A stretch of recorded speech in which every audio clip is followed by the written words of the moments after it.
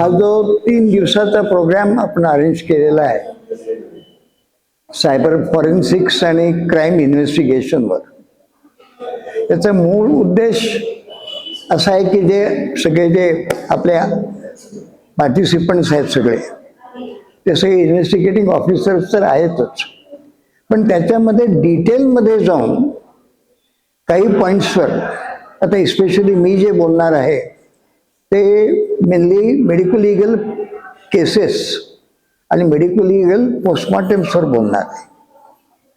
म्हणजे त्याच्यातून काय काय आपण शोधून काढू शकतो क्राईम इन्व्हेस्टिगेशनमध्ये.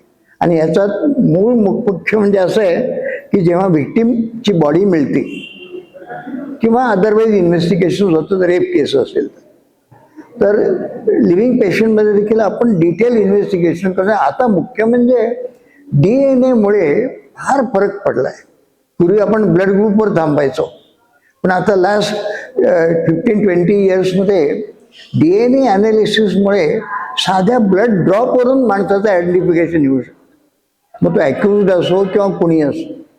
आणि त्याचं इन्व्हेस्टिगेशन करताना एक प्रकारचं इंटरेस्टिंग पण सब्जेक्ट मिळतो याच्यात.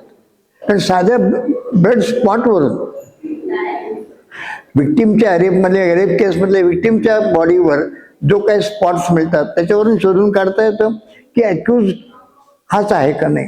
आणि DNA अनालिसिस किंवा ब्लड ग्रुप अनालिसिस यांनी फारच सोपं होऊन गेलेलं आहे. आणखी मुख्य म्हणजे पोस्टमॉर्टममध्ये जे काही डिटेल्स आपल्याला मिळतात इन्व्हेस्टिगेशनमध्ये आणि डिटेल डिसेक्शनमध्ये, त्याच्यातून ऑर्गन्स करून काय काय सगळं जे काय लक्षात येतं की काय ऑर्गनला काय काय झालेलं आहे आणि कुठे कुठे काय काय प्रॉब्लेम झालेले आहेत, ते सगळे डिटेलमध्ये हे सगळे डिटेल्स आपण आज उद्या डिस्कस करणार आहोत.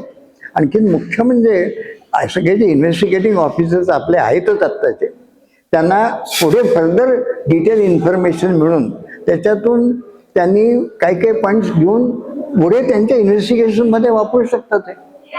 आता माझ्याकडे जवळजवळ 1000 पेक्षा जास्त पोस्टमॉर्टमचा एक्सपिरियन्स आहे. तर त्याच्यातून आपण आज जे काय मी काय बोलणार आहे माझ्या स्लाईड्समधून PPTsवरून, त्याच्यावरून लक्षात येईल की आपण पोस्टमॉर्टमचे डिटेल्स का वापरतो, कशाकरता वापरतो, त्याचा उपयोग कसा करून घेतो इन्व्हेस्टिगेशन्समध्ये, क्राईम इन्व्हेस्टिगेशन. आणि त्याचं फॉरेन्सिक सायन्स कसं येतं हे फार सोपं आहे त्याच्यात.